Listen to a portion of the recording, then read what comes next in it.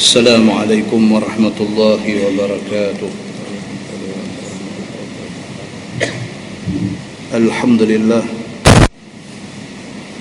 وبه نستعين. أشهد أن لا إله إلا الله وحده لا شريك له، وأشهد أن محمدا عبده ورسوله، ونصلي ونسلم على هذا النبي الكريم سيد المرسلين وعلى آله وصحبه أجمعين. أما بعد، أيها المؤمنون اتقوا الله، أوصيكم وإياي بتقوى الله، faqad fazal muttaqun. Muslimin dan muslimat, mudah-mudahan dirahmati Allah Subhanahu wa taala. Di dalam sebuah hadis,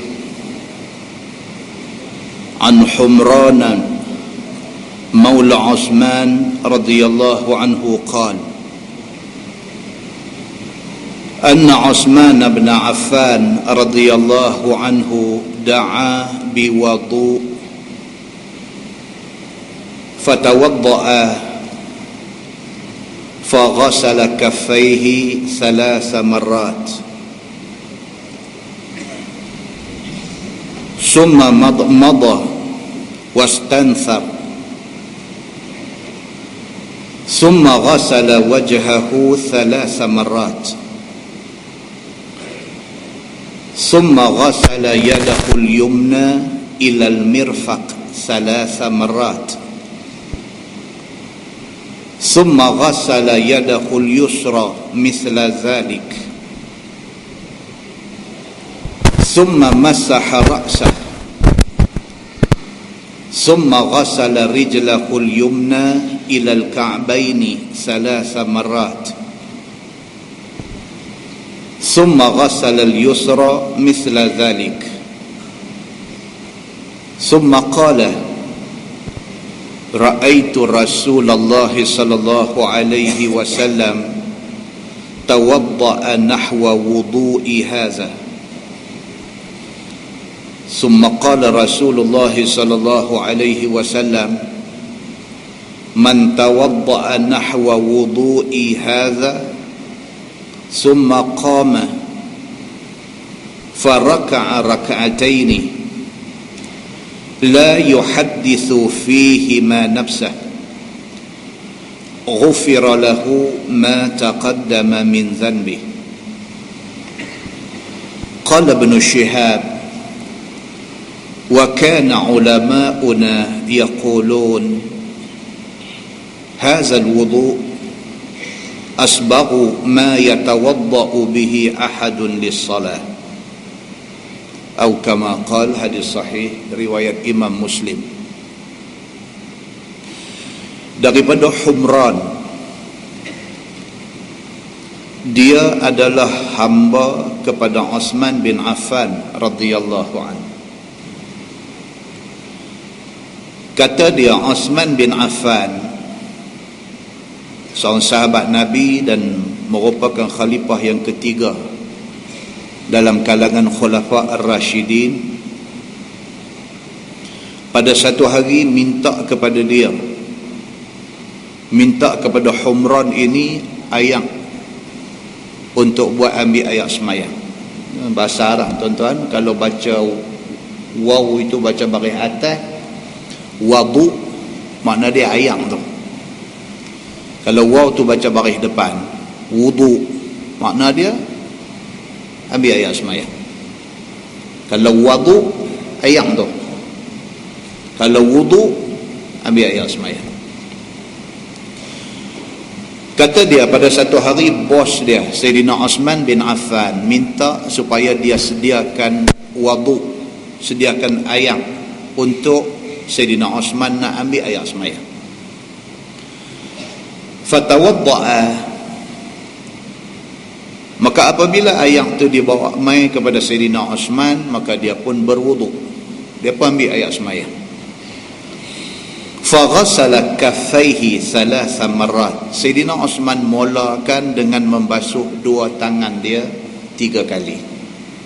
Nabi ayat semayang, dia mula dengan basuh tangan sampai pergelangan tangan, dia basuh 3 kali. Summa madmada wastanthar. Kemudian dia ambil air tu buat kumuk-kumuk. Madmada maksudnya kumuk-kumuk. Wastanthar, dan isap air masuk dalam hidung. Kita selalu miss benda ni, kita tak buat. Tuan-tuan, cerita istinsar ataupun masuk air dalam hidung ni, kalau ikut Imam Hanbali, Imam Ahmad bin Hanbal, ambil air semayang, istinsak masuk air dalam hidung ni wajib. Kalau ikut mazhab Hanbali, mazhab di Mekah, di Madinah ni, kalau sekiranya ambil ayat semayang tak masuk ayat dalam hidung, wuduk tak sah. Dalam mazhab Syafi'i dan mazhab Imam Malik, waktu ambil ayat semayang, masuk ayat dalam hidung itu sunat. Tetapi ketika mandi wajib kena masuk ayat dalam hidung. Ini mazhab Syafi'i. Dia dengar malam ni dia main ketang kaki, duk mandi wajib 40 tahun dah tak masuk air dalam hidung. Sedangkan itu keputusan dalam mazhab Syafi'i.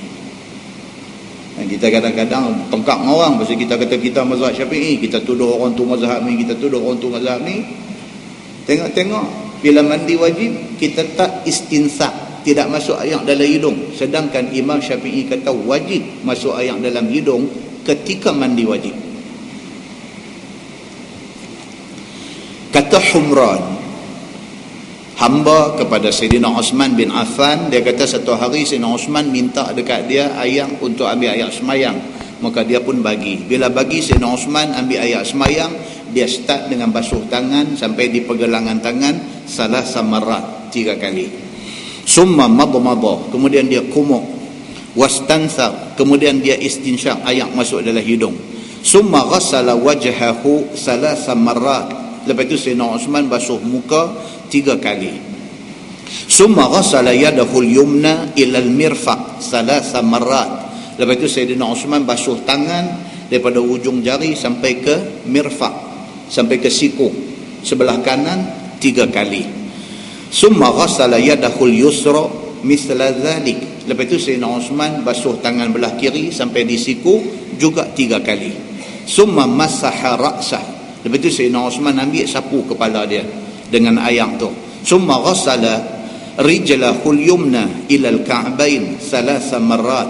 Lepas itu Sayyidina Osman bin Affan basuh kaki sampai di buku lali sebelah kanan 3 kali. Summa ghassala al-yusra mithla dhalik. Lepas itu basuh kaki belah kiri juga sampai ke buku lali 3 kali. Summa qala, habis dia ambil ayat semayang macam tu, kata Sayyidina Osman bin Affan, ra'aitu Rasulullah sallallahu alaihi wasallam tawadda nahwa wudu'i hadha. Dia kata macam nilah aku tengok Nabi sallallahu alaihi wasallam ambil semayang. Nabi sallallahu alaihi wasallam ambil semayang, dia basuh tangan sampai pergelangan tangan 3 kali, dia komok. Kemudian dia masuk air dalam hidung juga 3 kali. Lepas itu dia basuh muka 3 kali. Muka dalam hadis lain diperincikan. Sempadan muka itu ialah mula daripada tempat tumbuh rambut di atas ni. Walaupun orang tu botak, tetapi dia kena ambil kira kebiasaan tempat tumbuh rambut bagi orang yang ada rambut di mana, maka di situ sempadan dia.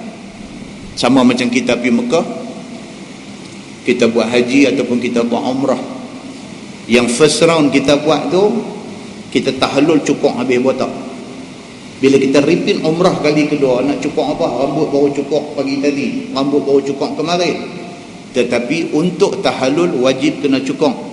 Ambil satu benda tajam, lalukan di atas kepala yang tidak ada rambut itu, sebagai isyarat tahlul. Walaupun tak ada rambut, kena buat. Sama juga dengan orang ambil ayat semayang, sempadan wuduk tu mula daripada tempat tumbuh rambut.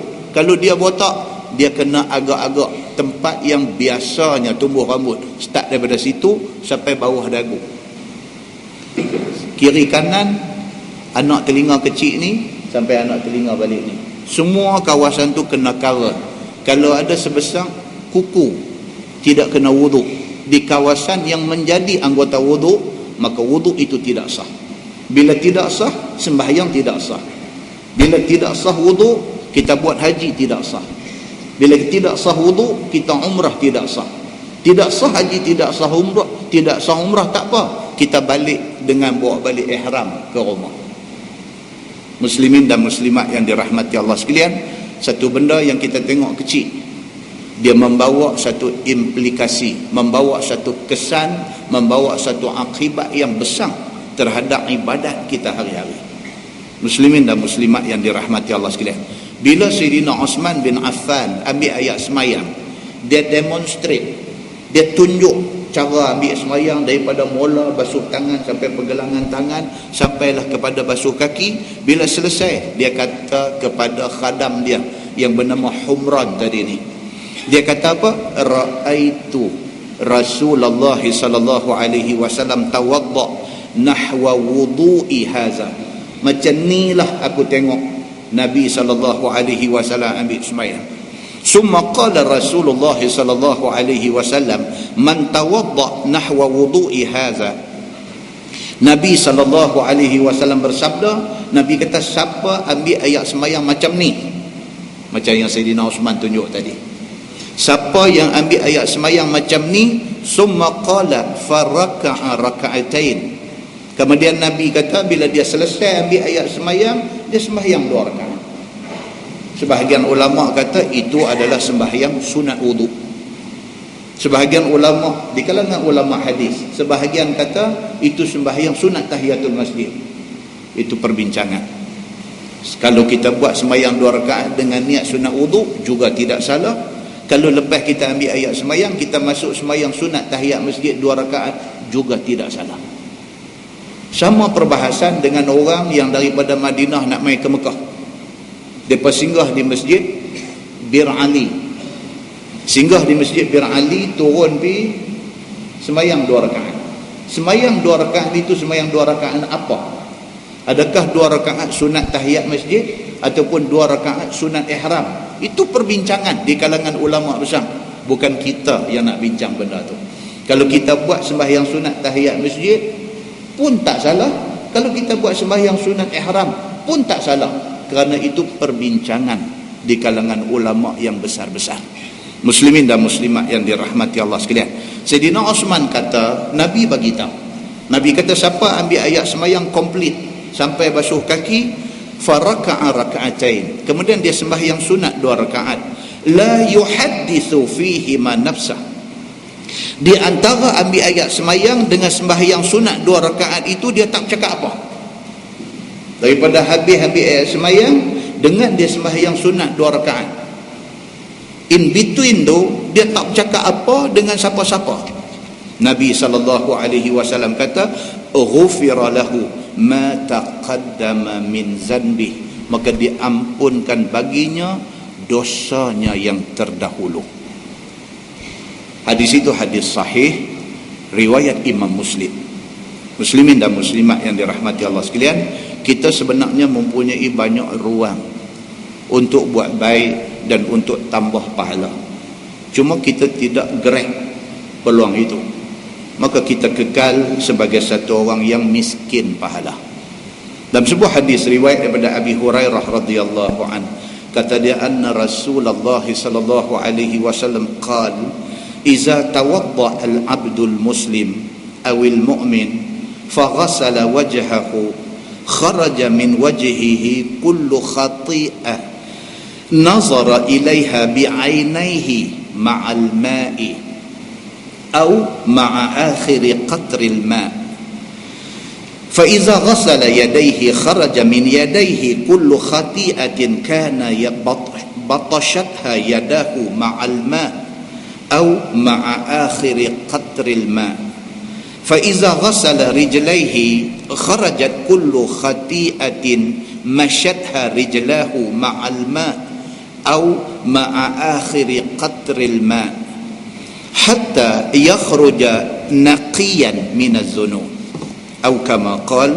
Hadis sahih riwayat Imam Muslim daripada Abi Hurairah radhiyallahu anhu. Kata dia, Nabi sallallahu alaihi wasallam bersabda, apabila satu orang hamba yang Islam, yang beriman, berwuduk. Nabi kata, apabila kita ambil air semayang, faghasala wajhah, tiap-tiap kali kita basuh muka waktu ambil air semayang, kharaja min wajhihi kullu khati'ah nazara ilaiha bi'ainaihi ma'al ma' au ma'a qatril ma' au ma'a akhiri qatril ma'. Nabi kata, bila satu orang manusia yang beriman kepada Allah, bila dia ambil air semayang, bila dia basuh muka dia, semua dosa yang berpunca daripada dua biji mata dia gugur bersama dengan gugurnya air semayang yang dia ambil itu, ataupun gugur bersama dengan titisan akhir air semayang yang jatuh daripada muka dia. Hadis ini hadis sahih riwayat Imam Muslim. Maknanya apa tuan-tuan? Lagi kerap kita ambil air semayang, lagi bersih kita. Bukan bersih zahir, tetapi bersih batin kita, bersih kita daripada dosa-dosa kecil. Dosa kecil banyak tuan-tuan. Dosa kecil banyak. Hari-hari yang kita duk buat dosa kecil ni, kalau ada satu buku tulis, tak habis tulis. Hak teringat tulis pun banyak, hak tak teringat berapa banyak lagi. Dosa kecil. Tengok satu orang dengan tak ada pasal terlintas dalam hati, dia ni betul betul dosa. Ada kita buat hari-hari tengok satu orang, dia ni yang boleh buat rumah macam ni rasuah ni, tak ada jalan lain. Dosa. Betul ke dia rasuah? Tak tahulah, tapi lintasan itu sesuatu yang tidak boleh kontrol, beyond kita punya kontrol. Mata tengok, hati dia nanti berkata-kata. Mata tengok, hati nanti berbisik-bisik. Mata tengok, dosa. Hari-hari kita duk generate dosa ni bukan sikit, dan itu dosa kecil. Dosa ini gugur beserta dengan air semayang yang kita ambil. Basuh muka, Nabi kata bersama dengan air basuh muka duk jatuh tu, jatuh dosa-dosa yang melibatkan mata kita. Ataupun dalam riwayat lain dia kata bersama dengan gugurnya ayat yang terakhir menitik daripada anggota wuduk, maka gugur dosa-dosa kita. Fa iza ghassala yadayhi kharaja min yadayhi kullu khati'ah kana battashatha yadahu ma'al ma' au ma'a akhiri qatril ma'. Dan demikianlah Nabi kata, apabila satu orang tu ambil air semayang, basuh tangan sekali dengan air yang jatuh, air semayang yang duk jatuh daripada tangan dia, maka gugur segala dosa yang berkaitan dengan tangan dia. Dan dosa itu, kata ulama hadis, ialah dosa kecil. Dosa apa? Dia kata kana battashatha yadahu ma'al ma', yang dia guna tangan tu pergi duk raba benda yang tak patut. Raba benda tak patut ni pun satu leceh punya cerita. Dosa. Dan dosa tu gugur, jatuh, berambung sekali dengan gugur air semayang yang kita ambil di anggota tangan kita. Fa iza ghassala rijlaihi kharajat kullu khati'ah mashatha rijlahu ma'al ma' au ma'a akhiri qatril ma'. Demikianlah apabila kita basuh kaki, segala dosa yang bersangkut dengan kaki gugur sekali dengan gugurnya air yang kita guna untuk basuh kaki ketika berwuduk itu. Hatta yakhruja naqiyan minaz zunub. Kata Nabi SAW, sehinggalah dia keluar daripada masjid dia semayang tu dalam keadaan naqiyan minaz zunub, dalam keadaan dia satu orang yang bersih daripada dosa-dosa kecil. Muslimin dan muslimat yang dirahmati Allah sekalian, Dalam sebuah hadis riwayat daripada Nu'aim bin Abdillah, kata dia annahu ra'a Abu Hurairah yatawadda faghasala wajhahu wa yadayhi hatta kada yablughul mankibaini ثم غسل رجليه حتى رفع إلى الساقين ثم قال سمعت رسول الله صلى الله عليه وسلم يقول إن أمتي يأتون يوم القيامة غرا محجلين من أثر الوضوء فمن استطاع منكم أن يطيل غرته فليفعل أو كما قال. hadis sahih riwayat Imam Muslim. Daripada Nu'aim bin Abdillah radhiyallahu anhu, dia kata dia tengok Abu Hurairah ambil air semayang. Tuan-tuan cuba tengok, zaman Nabi hidup, Nabi buat apa pun menjadi fokus dan menjadi perhatian semua sahabat. Bila Nabi tak ada, sahabat-sahabat besar Nabi ini, mereka buat apa pun menjadi fokus dan menjadi perhatian orang-orang yang tahu kata mereka ni sahabat Nabi. Dia macam tu. Dia macam tu. Ada Nabi, Nabi menjadi fokus. Nabi tak ada, siapa yang menjadi sahabat besar Nabi? Sayyidina Abu Bakar As-Siddiq, dia buat apa pun orang tengok. Umar Al-Khattab, dia buat apa pun orang tengok. Osman bin Affan, dia buat apa pun orang tengok. Ali bin Abi Talib, dia buat apa pun orang tengok. Abu Hurairah, Abdul Rahman bin Auf, semua sahabat-sahabat besar Nabi, mereka buat apa pun orang tengok dan orang ambil contoh. Dia ni dia kata dia tengok Abu Hurairah radhiyallahu anhu yatawadda. Dia tengok Abu Hurairah berwuduk, duk parti tengok. Fa ghasala wajhahu wa yadayhi hatta kada yablughul mankibain. Dia kata Nu'aim bin Abdillah, dia kata dia tengok Abu Hurairah radhiyallahu anhu bila mai tang basuh tangan, dia basuh ni bukan sampai siku, dia basuh sampai ketiak. Ni yang kata Abu Hurairah radhiyallahu anhu, satu orang sahabat yang cukup banyak meriwayatkan hadis Nabi. Bila dia ambil ayat semayang, ada orang duk observe, ada orang duk perhati tengok. Abu Hurairah bila ambil ayat semayang, tang basuh tangan, dia basuh sampai ketiak. Menjadi perhatian orang yang tengok. Summa ghassala rijlaihi hatta rafa'a ila saqain. Bila mai tang basuh kaki, dia basuh sampai ke perut betik. Dalam hadis cerita kata Nabi SAW bila basuh tangan sampai siku, bila basuh kaki sampai buku lali. Tapi nampaknya Abu Hurairah radhiyallahu anhu dia buat lebih. Bila basuh tangan sampai ketiak, bila basuh kaki dia melarat naik sampai ke perut betik. Summa qala, kemudian Abu Hurairah radhiyallahu anhu lepas habis dia ambil ayat semayang, Abu Hurairah kata, dia kata sami'tu Rasulullah sallallahu alaihi wasallam yaqul inna ummati ya'tuna yawmal qiyamah ghurran muhajjalina min atharil wudu. Abu Hurairah kata aku dengar Nabi sallallahu alaihi wasallam kata, Nabi kata umat aku di hari akhirat esok bila dibangkitkan di padang mahsyar di hari akhirat esok, hal keadaan umat aku ini ghurran muhajjalin, hal keadaan depa ni putih bercahaya. Kalau tuan-tuan tengok dalam sebuah hadis lain cerita pasal haud, cerita pasal telaga Nabi. Nabi SAW kata di antara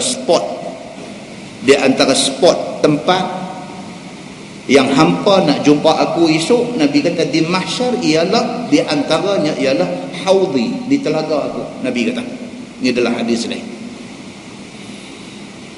Nabi kata aku akan tunggu di tepi telaga aku, bila aku nampak umat aku akan panggil mereka, aku akan panggil mereka suruh mai minum air telaga aku.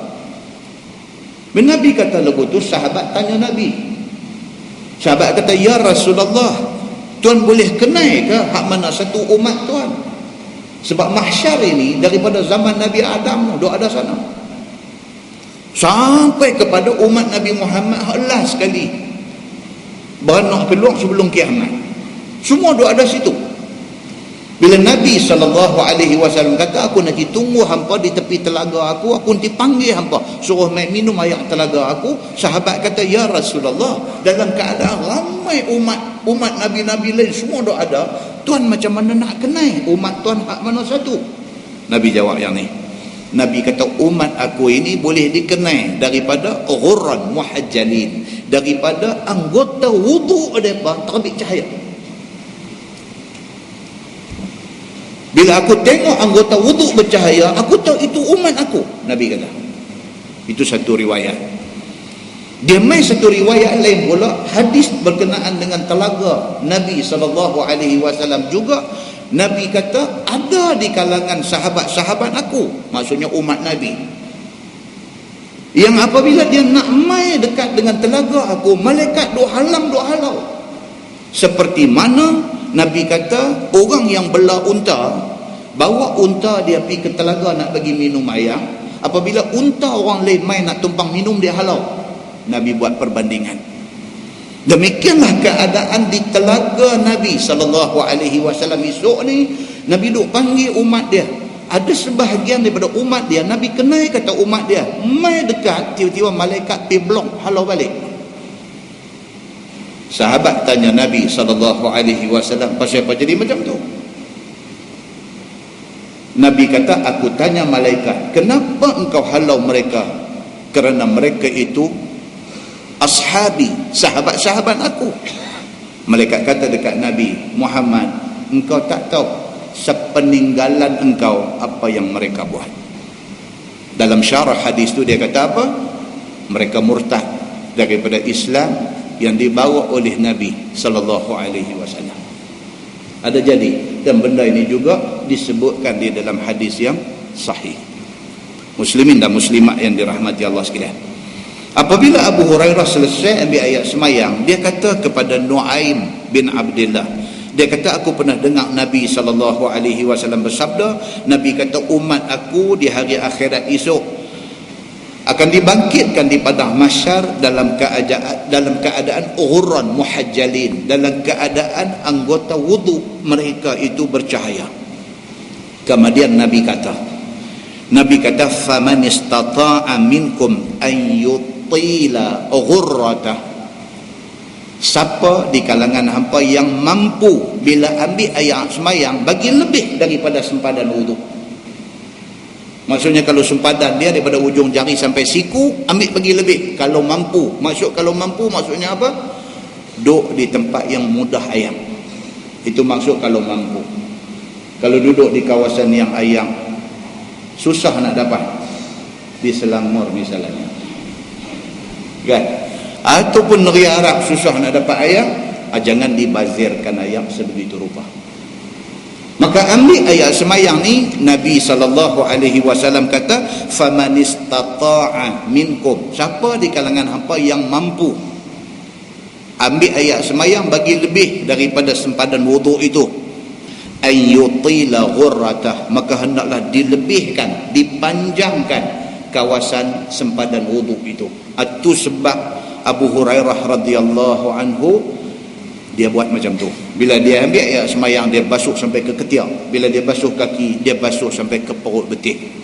Nabi SAW kata, siapa mampu falyaf'al, maka hendaklah dia buat macam tu. Muslimin dan muslimat yang dirahmati Allah sekalian, dalam sebuah hadis Nabi SAW bersabda, Nabi kata, ma minkum min ahadin yatawadda fayablughu aw fayusbighul wudu' yaqul asyhadu an la ilaha illallah wa asyhadu anna muhammadan abduhu wa rasuluh illa futihat lahu abwabul jannati thamaniyah yadkhulu min ayyiha syaa atau kama qala. Hadis sahih riwayat Imam Muslim.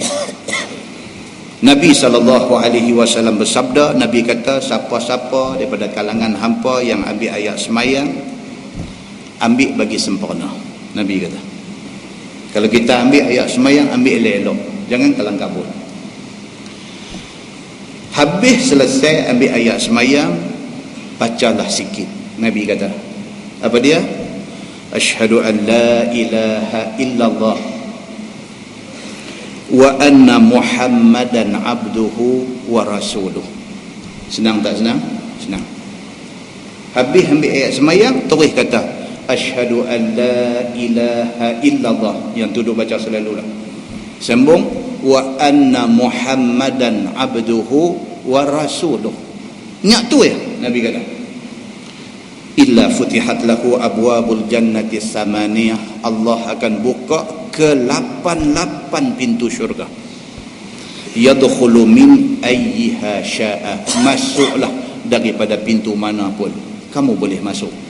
Dan hadis itu hadis sahih riwayat Imam Muslim. Nampak tuan-tuan? Susah ke nak buat?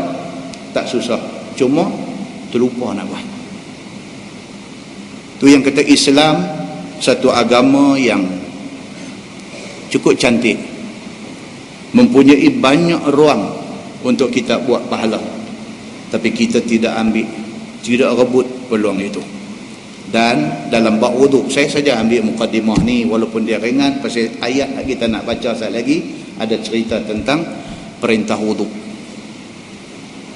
Amaran daripada Nabi SAW, dan hadis riwayat daripada Abdullah bin Amru radhiyallahu anhu. Hadis ni berlaku apabila nak semayang asar. Nabi dan sahabat-sahabat dalam musafir. Nabi dan sahabat-sahabat dalam musafir singgah di satu tempat untuk semayang asar.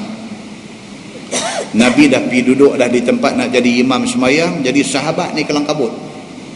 Sahabat ni kelang kabut pasal tengok Nabi nak start semayang dah, kelang kabut. Bila kelang kabut ni, ambil ayat semayang tu dia jadi cincai. Ambil ayat semayang sudah jadi tidak sempurna. Nabi SAW bila tengok keadaan sahabat jadi gopoh-gapoh, kelang kabut, nak ambil ayat semayang ini dengan suara yang keras, dengan suara derah, Nabi kata apa? Isbaghul wudu. Nabi kata isbaghul wudu, sempurnakan ayat semayang.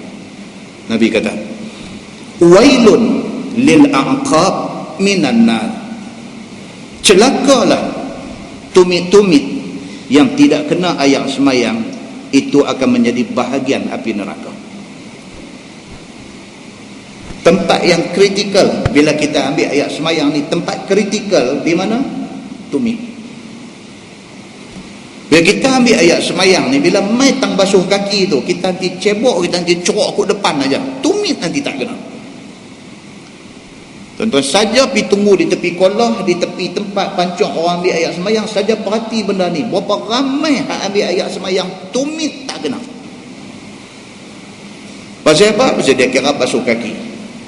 Kaki dia dah basuh dah, dia kata walhal tidak meliputi seluruh kawasan yang dipanggil kaki. Maka kawasan tumit itu difokus oleh Nabi SAW. Nabi kata isbaghul wudu, sempurnakan ayat semayang apabila kamu ambil ayat semayang. Wailun, celaka lil aqab minan nar, bagi tumit-tumit yang tidak kena ayat semayang, maka itu bahagian api neraka. Muslimin dan muslimat yang dirahmati Allah sekalian, dalam satu riwayat lain, riwayat daripada Abu Umamah tentang ni juga, Nabi habis semayang. Nabi ni bila habis semayang, Nabi ni very observant. Observant ni maksud apa? Nabi ni dia cukup perhati sahabat-sahabat dia ni. Nabi perhati. Nabi very observant. Bila Nabi habis semayang, kebiasaan Nabi, dia akan beralih terus menghadap makmum di belakang. Dia beralih tu bukan beralih saja, dia duduk tengok semua. Dia tengok seorang-seorang ni, dia tengok. Dan Nabi SAW dia berjalan, dia tengok. Pasal apa? Pasal Nabi nak tarbiyah sahabat-sahabat dia. Nabi tak mau ada di kalangan sahabat dia ni pergi buat benda tak betul, benda salah, benda yang boleh mengakibatkan ibadat tidak sah. Dalam riwayat Abu Umamah, dia kata apa? Nabi SAW selesai semayang, dia saja berjalan round, nampak sebahagian sahabat duk semayang dalam keadaan buku lali dan tumit mereka kering. Nabi tengok anggota lain basah, kesan wuduk, makna dia baru ambil ayat sembahyang. Tetapi bahagian buku lali dan tumit dia kering. Nabi kata benda yang sama, wailun lil aqabi minan nar. Celakalah tumit-tumit yang tidak basah ketika ambil ayat sembahyang, itu bahagian api neraka. Muslimin dan muslimat yang dirahmati Allah sekalian, begitu serius Nabi dalam hal ibadat ini. Lah kita boleh faham. Pasal apa? Kerana wuduk tidak betul ataupun tidak sah, kerana itu sembahyang tidak sah, haji kita boleh sangkut, umrah kita boleh sangkut. Pasal ibadat ini berkait dengan soal wuduk. Maka kerana tu Nabi bagi perhatian tentang benda ni. Kita menggunakan tafsir Nurul Ihsan jilid 1. Nurul Ihsan jilid 1. Muka surat 209. Muka surat 209. Kita sampai pada ayat 4 surah Al-Maidah. Surah Al-Maidah ayat 4. A'udzubillahi minasyaitonir rajim. Yas'alunaka maza uhilla lahum. Lagi tanya mereka itu, yakni orang-orang yang beriman akan dikau, yakni akan Nabi Muhammad sallallahu alaihi wasallam, tentang apakah makanan yang dihalalkan bagi mereka itu. Tuan-tuan, dalam bulan 10 tahun lepas, dengar macam lama, tapi 2 bulan lepas, kita baca ayat yang menceritakan tentang makanan yang haram orang Islam makan, dan kita membincangkan sampai ke tajuk sembelihan. Macam mana sembelihan yang halal, macam mana sembelihan yang haram. Ni pada malam ni ayat 4 surah Al-Maidah, dia sambung lagi cerita tentang sahabat tanya Nabi SAW, makanan yang orang Islam boleh makan itu makanan yang macam mana. Itu cerita dia. Yas'alunaka madza uhilla lahum. Lagi menanyai mereka itu, yakni orang yang beriman tanya Nabi makanan yang dihalalkan bagi mereka itu. Qul uhilla lakumut thayyibat. Tuhan kata, katalah olehmu wahai Muhammad kepada mereka yang tanya ni, dihalalkan bagi mereka itu segala makanan yang lazat-lazat, sedap-sedap dan baik-baik. Islam kalau benda tu dia tak bagi makan, makna benda tu tak baik. Benda tu tak baik. Kalau main satu orang habaq kat kita, dia kata rugilah hampa orang Islam, hampa tak boleh makan babi. Kalau satu orang kawan main kata kat kita lagu tu, kita duk kerja bercampur dengan mereka hari-hari, apa semua kadang mereka ni pun kadang-kadang melampau, bercakap lebih kurang ikut suka. Dia duk ingat dia boleh cakap apa saja pada hari ini, macam yang duk jadi 2-3 hari ini. Suka hati mereka. Dia nak hina, dia nak kutuk, dia nak cerca, dia nak condemn, dia nak kata apa dekat Islam, dia kata. Bila ada respon orang Islam marah, dia kata I'm very sorry. Habis. Testing, test market hari-hari di seluruh dunia, bukan di Malaysia, di seluruh dunia. Mereka ni sentiasa nak test sensitivity orang Islam. Saja test tengok. Kita komplain tengok pasal azan, tengok mereka nak kata apa? Komplain kalau orang Islam semua pakat bangkit, tunjukkan, marah dan sebagainya. Kerana apa? Kerana ini syiar agama kita, dan kita duk negeri kita. Apa salah kalau kita nak azan? Kita bangkit, oh mereka kata sorry, sebenarnya kami maksud macam lain, mereka pusing ayat kot tu kot ni dan sebagainya. Habis isu tu. Selang sebulan, selang 2 bulan, dia test benda lain pula.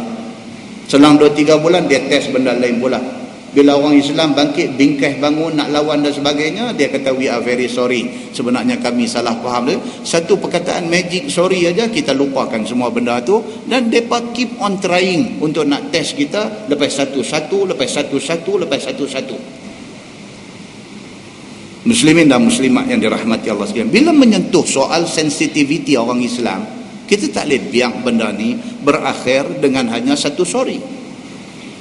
Tak boleh. Mereka ini mesti diberi ingat, benda-benda macam ni tak boleh sentuh. Benda-benda macam ni jangan cuba test. Pasal apa? Pasal ini menunjuk kata hampa tak tahu hormat kepada agama kita. Macam mana kalau kita cerca agama dia? Takkah dia bangkit marah? Demikian dengan kita orang Islam. Kalau dia menyentuh agama kita, kita marah. Muslimin dan muslimat yang dirahmati Allah sekalian. Kalau satu orang mai kata kat kita, dia kata hampa orang Islam rugilah. Pasal apa? Hampa tak boleh makan babi. Dia kata, hampa tahu tak? Dia kata babi hak anak tu kalau buat sup cukup sudah. Kalau dia mai kata kat kita lagu tu. Satu benda yang kita tahu secara pasti apa dia? Kalau Allah kata hurriman alaikumul maitah waddam walahmul khinzir, diharamkan kepada hampa makan benda-benda ni, segala darah, segala bangkai, segala babi ni semua haram makan, pasti babi itu tidak baik. Sama ada ilmu kita, sama ada kajian kita, sama ada research yang kita buat menjumpai tak baik benda tu ataupun tidak, benda tu tetap tak baik. Pasal apa? Pasal Allah akan mengharamkan orang Islam makan dan sentuh benda tak baik. Pasal apa? Pasal ayat yang kita baca pada malam ini, Allah suruh Nabi Muhammad bagi tahu, uhilla lakumut tayyibat. Dihalalkan kepada kamu semua untuk makan at-tayyibat, benda yang baik-baik.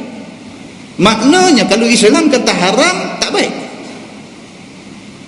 Oh, dia kata hang cakap macam ni pasal hang tak pernah duduk di UK, hang tak pernah duduk di United Kingdom. United Kingdom ni lah ni snow tengah turun. Di London dia apa? Snow tengah turun lah ni. That's why dia kata orang putih depa minum liquor. Bila minum arak, bila minum liquor, badan jadi panas. Depa boleh buat kerja walaupun di dalam cuaca sejuk. Kita kata kat dia pergi mampus dekat hang. Benda tu tak bagus. Walaupun ada guna dia, ada manfaat dia dalam cuaca yang ekstrim sejuk, bila minum arak dia boleh kuat sikit, tapi mesti ada kesan tak baik dia. Pasal apa? Pasal Allah mengharamkan benda tu, mesti ada tak baik. Tu aja cerita dia. Macam mana ustaz kita nak terang kat mereka kata tak bagus ni? Tak, kita habang aja. Dia nak pakai tak mau pakai, dia punya pasal. Tuan-tuan, kita berhujah dengan mereka ni, bukan kita mesti berhujah sampai dia terima. Kita habang, dia nak terima, dia tak mau terima, dia punya pasal. Kita nak habang kat dia, kata Tuhan kita, Allah kata benda tu tak bagus, tentu tak bagus. Dia kata you buktikan tak bagus, aku tak ada masa nak buktikan. Yang pentingnya Tuhan aku kata tak bagus, aku yakin benda tu tak bagus. Habis cerita. Kalau kita nak menang berhujah, belum tentu hujah kita boleh membawa menang. Kadang-kadang tak betul ni pun pandai berhujah. Tak, kita senang ya. Dia nak beriman, dia beriman, dia tak mau, dia punya suka. Kita, Tuhan kita kata benda tu tak bagus, tak bagus. Habis. Muslimin dan muslimat yang dirahmati Allah sekalian. Qul uhilla lakumut tayyibat. Kata olehmu telah dihalal bagi mereka itu akan segala makanan yang lazat-lazat dan sedap-sedap. Wa ma 'allamtum minal jawarih. Dan halal perburuan barang binatang yang kamu ajak berburu daripada segala binatang yang menghambat, daripada anjing dan namir. Namir ni tiger, harimau. Dan halang dan juga sewah, sekaliannya itu hal sudah diajar dan terbatas. Dia kata halal juga bagi kita makan binatang buruan yang diburu oleh benda-benda ni. Kita guna anjing yang terlatih untuk ditangkap kijang misalnya. Kijang tu kita halal makan. Kita guna anjing yang terlatih untuk cukup kijang dan bawa mai kat kita. Anjing yang kita guna untuk cukup kijang tu bawa mai. Kijang tu boleh makan, tak boleh makan? Boleh. Dengan syarat, Imam Syafi'i tambah syarat. Imam Syafi'i kata syarat dia apa? Syarat dia jangan ada tanda-tanda pada binatang yang diburu itu, tanda-tanda anjing ni dah makan sebahagian daripada dia. Kalau ada tanda-tanda dia dah makan sebahagian dah, itu kita tak boleh makan. Pasal apa? Pasal anjing tu pergi tangkap bukan sebagai barang buruan, tetapi dia nak buat makanan dia. Bila ada tanda-tanda macam tu, Imam Syafi'i kata benda tu sudah tak boleh makan. Tapi kalau just satu gigit bawa mai, bermakna bukan dia nak makan binatang itu, dia tangkap nak bawa mai kat kita kerana dia dilatih begitu, maka binatang itu boleh dimakan. Ini dia masuk dalam bab apa? Anjing buruan. Dia ada hadis, kalau tuan-tuan tengok dalam sebuah hadis sahih riwayat Al-Bukhari, riwayat daripada Adi bin Hatim radhiyallahu anhu. Dia kata sa'altu Nabi sallallahu alaihi wasallam 'anil mi'rab. Faqala Nabi sallallahu alaihi wasallam iza asaba bihaddih fakul wa iza asaba bi'ardih faqatala fala ta'kul fa innahu waqid. Qultu ya Rasulullah ursilu kalbi wa usammi فأجد معه على الصيد كلبا آخر لم أسمي عليه ولا أدري أيهما آخذه.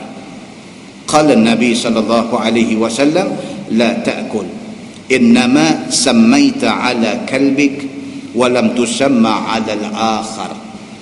Hadis sahih riwayat Al-Bukhari. Satu sahabat yang bernama Adi bin Hatim radhiyallahu anhu, dia tanya Nabi, dia kata, ya Rasulullah, ini cerita tentang buruan, binatang buruan. Memburu ni boleh jadi dalam macam-macam form, macam-macam bentuk. Ada orang memburu pakai senapang, ada orang memburu pakai panah, ada orang memburu pakai tombak, ada orang memburu pakai binatang yang dilatih, sama ada anjing ataupun burung lang ataupun burung sewah ataupun pakai anak rimau atau sebagainya. Benda ni termasuk di dalam binatang-binatang yang dilatih, dan dia ada syarat dia pula. Nak tahu binatang itu terlatih ataupun tidak, terlatih ataupun tidak, kena tengok. Kalau kita kata pi, baru dia pi. Kalau kita kata duduk, dia duduk, dan dibuat sekurang-kurangnya 3 kali. Kalau dia latah, dia tak terlatih. Kita kata dia duduk, dia lebih lompat, habis gugur dia daripada dipanggil binatang terlatih. Dia ada syarat dia, kan macam anjing polis. Dan tengok anjing yang polis pakai, dia nak tangkap puak-puak yang lempar sabuk cabai tu ni, kan? Anjing yang polis pakai tu dengar cakap, suruh buat apa pun dia buat. Oi, yang tu beli pun ribu-ribu, anjing import daripada luar negara. Itu yang dikatakan anjing yang terlatih. Dia macam tu. Hadut latah ni dia tak boleh, nak digunakan untuk berburu tak boleh, pasal dia tak cukup terlatih. Sahabat Nabi yang bernama Adi bin Hatim sudah tanya Nabi tentang al-mi'rad. Dia nak tanya ni tentang 2 benda. Satu tentang anak panah yang digunakan waktu memburu, dan yang kedua tentang binatang yang digunakan untuk dijadikan macam anjing terlatih nak tangkap binatang buruan. Dia nak tanya Nabi tentang 2 benda ni. Dia panggil al-mi'rad. Nabi SAW kata dekat dia, dalam hal nak guna anak panah, benda tajam ataupun lembing ataupun tombak, Nabi kata iza asaba bihaddi fakul. Apabila binatang itu kena anak panah, kena haddi, kena arrow tajam tu, itu dia panggil had. Kena bucu tajam, besi tajam tu, mata anak panah ke, mata lembing ke, kalau kena yang tu fakul. Nabi kata makan. Tu saya dah cakap banyak. Dengan syarat apa? Masa nak panah, masa nak lembing tu bismillah dulu. Syarat. Kalau tak bismillah tak boleh. Bismillah baru lembing, bismillah baru panah. Ataupun dalam zaman hari ni orang pakai senapang. Buat lagu tu, lepas sebut pistol, saya sebut senapang. Pasal kalau nak buat senapang panjang, kita buat lagu tu, tapi nak abang senapang. Okey? Masa nak tembak, orang tu pakai senapang, pump gun, apa semua ni, nak pergi tembak burung sintang ataupun burung ayam-ayam.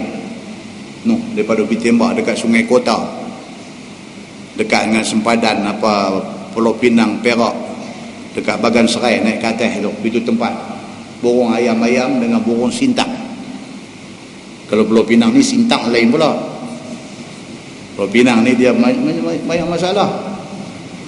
Dia kata aku tengok nampak sintang tu macam tu, bukan burung sintang yang tu. Yang tu sintang kepala hitam. Dia nampak sintang satu macam. Sintang tu sudah digunakan dalam maksud lain. Okey, ni burung sintang. Kalau guna senapang, guna panggan pun serba, bismillah dulu baru tembak. Dan kalau jatuh berdebu, itu halal dimakan. Nabi kata begitu. Baik. Wa iza asaba bi'ardih, Nabi kata faqatala fala ta'kul. Baling lembing, nampak satu kijang, satu rusa, depa duduk kat belah gerik. Kat belah gerik sana, sampai hari ni ada rusa, depa duduk makan rusa. Boleh duk ambil order pula. Kalau ada orang perhilitan, orang pergi tangkap, orang pergi. Tak boleh. Binatang ni binatang kontrol, terkawal. Tapi pokok tu dia peduli apa? Dia jual apa tu je. Dia pakai lembing. Dia nampak kijang lalu, dia ambil lembing, dia balin. Dia balin-balin, tak kena hadik, tak kena tajam tu. Dia pergi kena tongkuih belah batang tu. Dia balin tu, pergi cacak di pokok, batang tu bidai, tontok kepala kijang tu. Maka kijang tu pun qalu inna lillahi wa inna ilaihi raji'un. Baik, boleh tak makan kijang yang kena bedai dengan kayu, batang lembing, batang tombak tu? Boleh tak boleh? Nabi kata fala ta'kul. Kalau dia bukan kena hak belah tajam, tapi dia kena belah batang tu, faqatala, dan dia mati, fala ta'kul. Nabi kata itu tidak boleh makan. Walaupun dia bismillah, tetapi lembing dia tu tak kena binatang, kena pokok, bidai kepala binatang tu mati, fala ta'kul, tak boleh makan. Nabi kata. Baik. Fa innahu waqid. Nabi kata kalau dia mati tidak kena belah tajam tu, dia jadi bangkai. Nabi kata dia jadi bangkai. Qultu, Adi bin Hatim ini tanya Nabi, ya Rasulullah, ursilu kalbi wa usammi fa ajidu ma'ahu ala sayd kalban akhar lam usammihi alaih. Adi bin Hatim kata, baik, masalah yang kedua. Tadi pakai benda tajam, pakai tombak, pakai panah, pakai apa. Now saya pakai binatang, saya pakai anjing misalnya. Saya pakai burung lam untuk pergi tangkap binatang buruan. Dia kata, masa saya nak lepas anjing ni, saya bismillah, dia kata. Anjing tu pergi, dan anjing tu cukup. Bila bunyi kena cukup tu, saya pun pergi. Saya pergi tengok ada 4 ekor anjing, dia ada keliling kijang tu. Ada 4 ekor anjing. Dalam 4 tu sekong saya punya. Dan saya tak sure kijang ni yang cukup dia ni anjing hak saya lepas dengan bismillah tadi ataupun hak lain. Pasal dia ada 4 ekor tu. Saya tak tahu, saya tak sure, saya tak pasti. Macam mana ya Rasulullah? Qala Nabi sallallahu alaihi wasallam, la ta'kul. Nabi kata jangan makan. Pasal apa? Sudah jadi syubhah. Tak sure. Bila tak sure, Nabi kata jangan. Demikian Islam memelihara darah daging kita. Pelihara sampai macam tu. Kalau nampak ada unsur-unsur kesamaran, tak sure, tak pasti, Nabi kata fala ta'kul, jangan makan. Innama sammaita ala kalbik.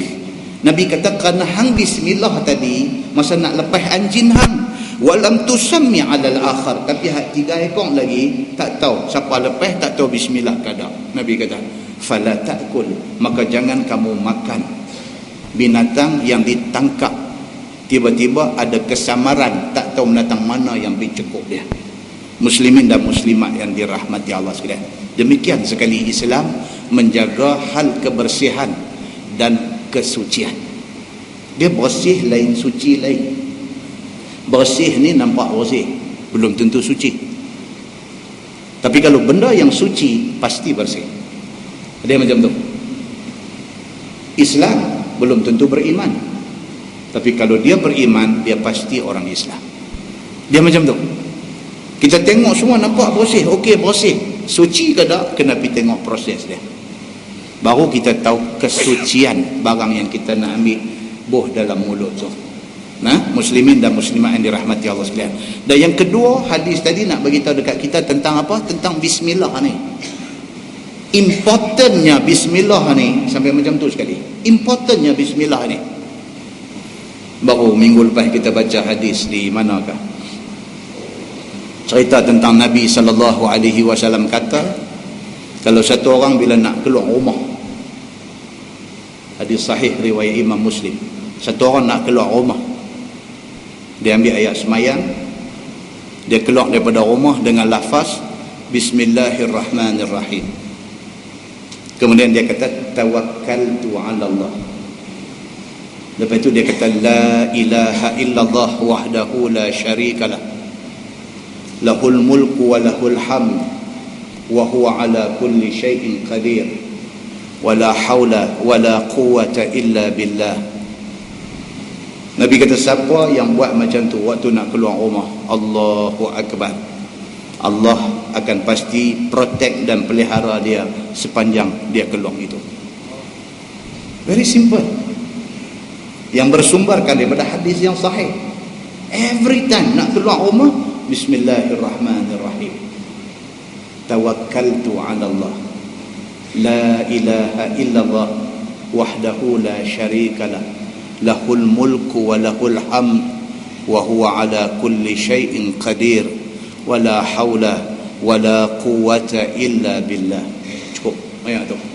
Allah akan protect dia daripada dia langkah keluar sampai dia balik rumah. Muslimin dan muslimat yang dirahmati Allah sekalian. Nabi SAW tiap-tiap malam without fail, bila nak tidur 3 qul. Qul huwallahu ahad. Nabi buh tapak tangan depan muka, Nabi buih. Qul huwallahu ahad. Qul a'udzu birabbil falaq. Qul a'udzu birabbin nas. Nabi sapu daripada hujung rambut sampai hujung kaki. Apabila Nabi gering, Nabi sakit kuat, sehingga kan nak angkat tangan, nak tadah pun tak mampu pasal sakit yang tersangat kuat. Aisyah radhiyallahu anha pergi pegang tangan Nabi, angkat buh di depan muka Nabi, suruh Nabi baca benda tu, dan Aisyah bantu Nabi sapu daripada ujung kepala sampai ujung kaki. Allah pelihara dia pada malam itu, daripada malam sehingga menjelang subuh esok hari. Nabi buat benda tu without fail. Jangan kita miss benda-benda simple-simple macam ni. Jangan miss.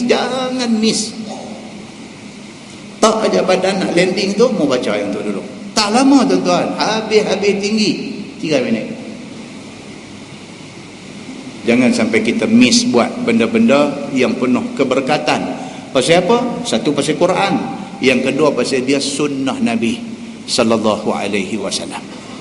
Muslimin dan muslimat yang dirahmati Allah sekalian. Jadi bismillah ini dia satu benda yang sangat penting. Dalam sebuah hadis riwayat daripada Jabir bin Abdullah radhiyallahu anhu, dia kata sami'an Nabiy sallallahu alaihi wasallam yaqul idza dakhala ar-rajul baitah fa dzakara Allah 'inda dukhulihi wa 'inda ta'amihi qala syaitan la mabit lakum wala asha wa idza dakhala falam yadhkurillah 'inda dukhulih qala syaitan adraktumul mabit wa idza lam yadhkurillah 'inda ta'amih qala syaitan adraktumul mabit wal asha, atau kama qala, hadis sahih riwayat Imam Muslim.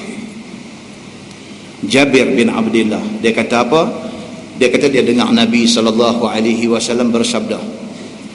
Nabi kata apabila satu orang masuk dalam rumah, dia sebut nama Allah ketika masuk dan ketika nak makan. Dalam syarah hadis ni dia kata fadzakarallah, maksudnya bismillah. Fadzakarallah maksudnya bismillah. Ni kita nak balik daripada masjid nak masuk dalam rumah, bismillahirrahmanirrahim. Langkah kaki nak masuk dalam rumah tu, bismillahirrahmanirrahim. Wa 'inda ta'amih, balik orang perempuan siap dah makan, nak makan, bismillahirrahmanirrahim, makan. Qala syaitan, Nabi kata setan ada dalam rumah ni, bila dia tengok kita balik sekejap lagi, masuk rumah sebut bismillahirrahmanirrahim, duduk di meja nak makan bismillahirrahmanirrahim, qala syaitan, Nabi kata setan akan kata apa? La mabit lakum. Setan kata kat geng-geng dia kata poci, malam ni kita tak boleh tidur rumah dia ni. La mabit, tuan-tuan duk dengar kursus haji kan, dia duk abang mabit di Muzdalifah, mabit di Mina. Mabit ni maksud dia apa? Bermalam. Bata, daripada perkataan bata, ba alif ta, bata maknanya tidur bermalam. Bila kita balik rumah, sekejap lagi kita masuk dalam rumah, bismillahirrahmanirrahim. Bila duduk depan makanan nak makan, bismillahirrahmanirrahim, Bos syaitan ni, dia kata dekat geng ada ni, dia kata la mabit lakum, malam ni pocik kita rumah ni memang tak boleh tidur, nak kena pergi sebelah pula tengok. Dia kata wala asya ain, bila baca baris atas asya dia jadi makan malam, supper. Bila kita baca Aisyah, ain baca balik baris bawah, dia jadi sembahyang Aisyah. Baris tu nampak tuan-tuan yang kata bahasa Arab ni very sensitif baris dia. Bila kita masuklah rumah bismillahirrahmanirrahim, bila duduk depan makan bismillahirrahmanirrahim, syaitan ni bos dia kata apa? Dia kata malam ni nampak gaya tidur sini pun tak boleh, makan pun tak boleh, tumpah rumah dia ni. Dia kata wa idza dakhala falam yadhkurillah 'inda dukhuli. Sebaliknya Nabi kata kalau satu orang masuk dalam rumah tak bismillah, pakai belah masuk lagu tu aja, qala syaitan adraktumul mabit. Bos syaitan kata dekat geng dia, nampak gaya boleh tengok dah kata mana nak tidur malam ni, rumah ni lah kita.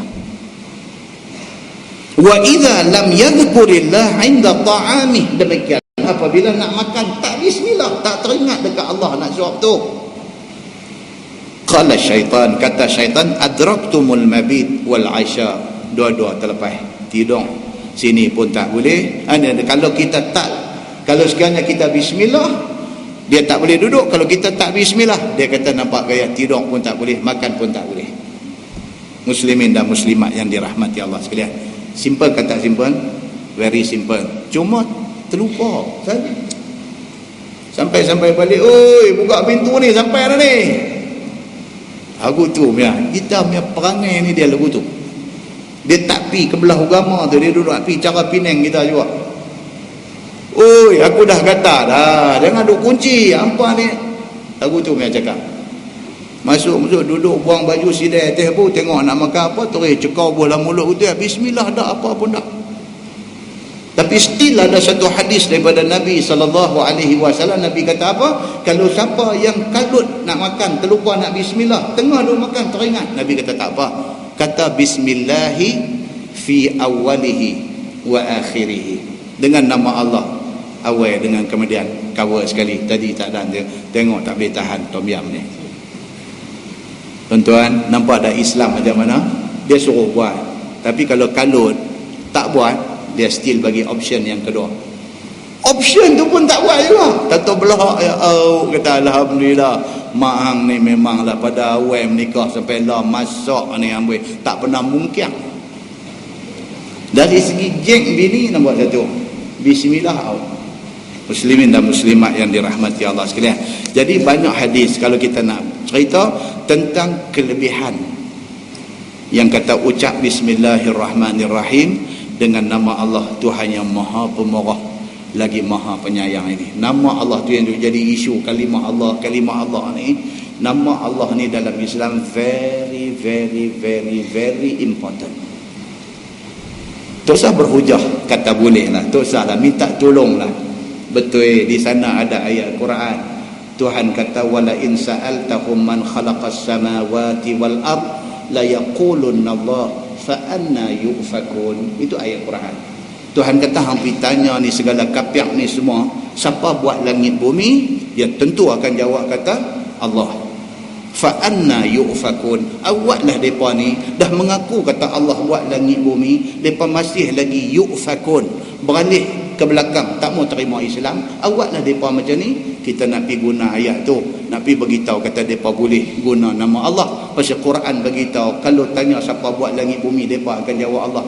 Janganlah pergi berhujah macam tu, tak cerdik sangat kita ni. Cubalah tengok sikit lagi apa muslihat di sebalik kalut sangat nak pakai nama Allah ni. Tengok yang tu,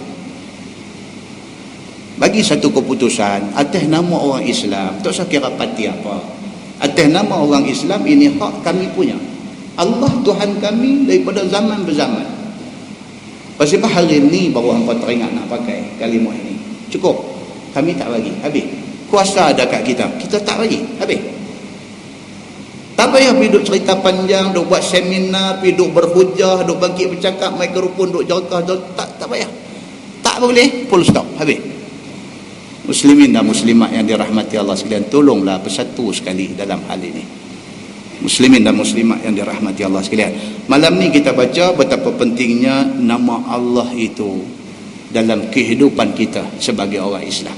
Nah, muslimin dan muslimat yang dirahmati Allah sekalian, kemudian firman Allah Subhanahu wa taala, mukallibina tuallimunahunna mimma 'allamakumullah, yang kamu ajak akan mereka itu, yakni akan anjing itu, daripada barang yang mengajak akan kamu oleh Allah Subhanahu wa taala, daripada segala adab berburu. Itu dia, kita ajak anjing ni adab-adab berburu sampai dia reti cara nak tangkap macam mana, nak gonggong, bawa mai macam mana. Kita ajak anjing tu sampai dia reti, sampai dia jadi anjing yang terlatih, barulah boleh guna hasil tangkapan dia halal untuk kita makan.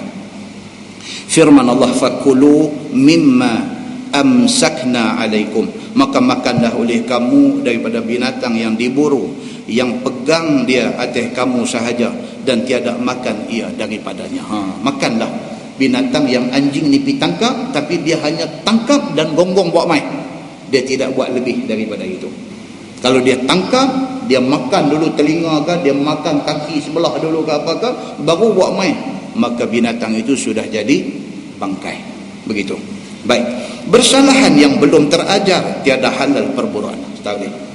Kita tak boleh pergi guna sebarang anjing untuk pergi tangkap bawa main, tak boleh, kerana dia bukan yang terlatih, dan tiada makan ia daripadanya. Jangan. Bersalahan yang belum terajar tiada halal perburuan itu, maka alamatnya itu ialah serbu dia apabila terlepas. Ni di antara tanda-tanda dia bukan anjing yang terlatih, ialah apabila tak tambat dia serbu pergi. Itu tak terlatih. Dan terhenti dia apabila dirantai, tambat dia baru dia berhenti. Rongkai aja dia serbu pergi. Ini tak terlatih. Ini tidak boleh digunakan untuk dibuat anjing buruan. Tak boleh. Baik. Dan hendaklah dibuat ini berulang-ulang kali, iaitu 3 kali yang demikian itu. Dia kata wadhkurusmallahi alaihi, dan sebut olehmu akan bismillah atasnya, yakni atas anjing yang kita nak lepas tadi, ketika lepas dia untuk perburuan itu. Masa nak lepas mesti sebut bismillah, kalau tak sebut juga tak boleh makan. Dia kata begitu. Baik, firman Allah, wattaqullah innallaha sari'ul hisab, dan takutlah kamu kepada Allah Subhanahu wa taala, akan suruh dan tegah Allah bahwasanya Allah taala itu Tuhan yang amat cepat hisabnya, dihisab sekalian hambanya pada hari kiamat kadar 2 rakaat sembahyang sunat subuh. Dia kata Allah hisab manusia esok, berapa bilion manusia pun Allah buat sat saja. Allah buat sat saja. Pasal apa? Pasal dia Tuhan Rabbul Alamin. Begitu. Baik, firman Allah, al-yawma uhilla lakumut thayyibat, pada hari ini dihalalkan bagi kamu akan segala makanan yang lazat, yakni pada semua orang dan yang selamat. Itu dia. Tuhan kata pada hari ini makanan yang thayyibat, yang baik-baik, yang elok-elok halal bagi orang Islam. Jangan duk fikir macam-macam benda yang Tuhan halal kita duk buat bagi nak jadi, kata tak boleh makan, haram dan sebagainya. Jangan. Hak mana benda thayyibat, benda baik, halal, makan. Dia kata itu. Yang tiada datang warid daripada nas Quran ataupun hadis pada haramnya. Selagi mana Quran hadis tidak bagi tahu dia haram. Quran hadis maksudnya dalam hadis dia tak sebut satu-satu, selain daripada hak contoh dia buat, dia bagi garis panduan. Garis panduan dia kata apa? Binatang yang berbisa dan yang membawa mudarat tak boleh makan. Faham ambil lah. Apa juga menatang yang Quran tak sebut tetapi berbisa, jangan makan. Simple lah. Kalau semua benda Tuhan nak bubuh, Quran ni bukan 30 juzuk dan bukan tebal tu yang kita duk baca hari ni. Dia jadi macam ensiklopedia punya panjang besar. Kan? Sampai semua benda Tuhan nak cerita detail dalam Quran. Nak buat roti canai macam mana pun Quran cerita. Start daripada gandum tanam macam mana, apa mesin sampai jadi tepung. Tepung tu nak uli, nak buah ayam banyak mana, kalau tepung berapa kilo ayam, berapa liter. Lepas tu cara nak uli dia lagu mana, apa semua Quran nak kena cerita lagu tu. Kerana nak buat sebiji roti canai akawat lah. Pasal apa kita kata lagu tu? Dengar macam kartun, tapi ada orang buat bercakap hal kartun ni. Dia boleh tanya ni orang Islam, boleh tanya sama orang Islam. Tak, dia kata Quran ni betul-betul komplit lah. Ni duduk sembang sambil kena roti canai pagi. Boleh sembang macam tu. Dah aku nak tanya, duk aja pergi mengaji kan, aku tengok hang tiap-tiap malam masjid ni macam orang gila, dia kata. Aku nak tanya dia, Quran ni betul-betul komplit lah. Dia tanya kawan yang duk aja pergi masjid. Dia ni kata komplit lah, ayat Allah dah turun ayat al-yawma akmaltu lakum, buat jawab cara betul. Dia tak tahu kawan ni tak betul punya kaki. Dia pergi duk jawab betul. Dia kata Quran ada sebut al-yawma akmaltu lakum dinakum wa atmamtu alaikum ni'mati wa raditu lakumul islam madina. Allah buat turun ayat tu pada hari ini, akmaltu lakum dinakum, aku lengkapkan bagi kamu agama kamu, wa atmamtu alaikum ni'mati, dan aku sempurnakan bagi kamu nikmat aku, wa raditu lakumul islam madina, dan aku redha Islam menjadi cara hidup hangpa. Bila turun ayat ni, Yahudi menangis. Sayyidina Abu Bakar As-Siddiq pun menangis, tapi Yahudi pun menangis. Sahabat yang lain seronok. Pasal apa? Dia faham kata bila turun ayat, satu endorsement, satu pengesahan mengatakan Quran sudah komplit, seronok. Abu Bakar menangis. Pasal apa? Pasal dia kata bila Quran sudah komplit, maknanya tidak ada ayat akan turun lagi. Maknanya Nabi sudah habis kerja dia. Maknanya Nabi sudah dekat wafat. Abu Bakar menangis. Yahudi menangis. Pasal apa? Pasal dia tak suka dengar cerita kata Islam sudah lengkap. Yahudi pergi jumpa Sayyidina Umar. Yahudi kata apa? Dia kata kalaulah ayat macam ni turun di dalam Taurat kami akan jadikan hari turun ayat ni hari raya kami. Ayatnya mengatakan agama Yahudi kami ni lengkap. Kami nak ayat ni turun mai. Kalau turun, kami jadikan hari turun tu hari raya kami. Tapi tak main dekat kami, dia main dekat Quran. Menangis depa ni. Balik kepada cerita Syekh Roti Canai pagi. Dia kata Quran ni betul-betul komplit lah. Kawan ni betul-betul pergi baca al-yawma akmaltu lakum. Pergi cerita pula Abu Bakar teriak, pergi duk cerita apa. Dia ni bukan nak dengar yang tu semua. Dia kata aku bukan nak suruh hang ceramah Maulid Nabi. Dia kata tak main lagi Maulid Nabi hari Khamis ni. Ni aku nak tanya ni, kalau betul Quran lengkap, dia kata ni roti canai, roti telur, roti apa, kuah banjir kita duk makan ni, dia kata Quran ada cerita ke? Ui, dia pergi buat tu tuan-tuan. Dia ni kata takkan sampai roti canai pun nak cerita dalam Quran. Dah hang kata lengkap ni kok mana? Dia kata dan ni macam ni punya kaki tripod ni mau bagi belakang dia. Apa benda nak main-main apa? Dah nak main-main apa? Anak main-main dengan siapa? Tuan-tuan, muslimin dan muslimat yang dirahmati Allah sekalian, itu adalah kisah benar yang berlaku di celah-celah orang Islam yang mengaku Islam pada hari ini. Dia boleh buat main-main dengan benda-benda yang macam ni. Muslimin dan muslimat yang dirahmati Allah sekalian. Baik, firman Allah Subhanahu wa taala, al-yauma uhilla lakumut thayyibat. Pada hari ini dihalalkan bagi kamu semua segala makanan yang lazat-lazat yang memang selamat kepada semua orang, yang tiada datang warid nas daripada Quran ataupun hadis akan haramnya. Wa ta'amul ladzina utul kitaba halal lakum, dan makanan segala mereka yang diberi akan kitab itu halal bagi kamu. Ni dia satu cerita lain. Ayat ini turun nak beritahu kepada orang Islam, kata mana-mana orang yang ahli kitab, sama ada dia Yahudi ataupun dia Nasara. Yahudi yang betul-betul ikut Taurat yang Allah buat turun kepada Nabi Musa. Nasara yang betul-betul ikut Injil yang Allah turun kepada Nabi Isa. Injil hari ini ada berapa version? Injil hari ini latest kata ada 46 version. Dulu zaman kita mengaji dia kata 5. Dulu dia cuma bagi tahu ada berapa aja. Ada Mark, ada Matthew, ada Luke, ada Barnabas. lagi banyak lah ni. Pasal apa? Pasal terdedah kepada pindaan dan tokok tambah. Itu sebab Islam sangat strict dalam soal ini. Kita tidak boleh benarkan, kita tidak boleh biarkan Islam ini dimasuki oleh unsur-unsur reka cipta dan tokok tambah. Pasal kita akan jadi macam tu. Itu pasal bila kita nak jadikan satu-satu benda sebagai pegangan kita dalam Islam, kita nak dengar nas. Ada Quran kata apa? Ada hadis kata apa? Tak ada, I'm very sorry. Kita tak boleh buka ruang, kita tidak boleh buka pintu, kita tidak boleh bagi peluang kepada orang nak mereka-reka hal agama. Tak boleh. Sebab kalau orang tanya kita satu-satu amalan yang kita buat, kalau kita tak ada jawapan, kita nak kisah dulu, kita pergi check dulu. Simple lah, simple contoh. Bila ada satu kematian, mayat dah bawa turun daripada rumah.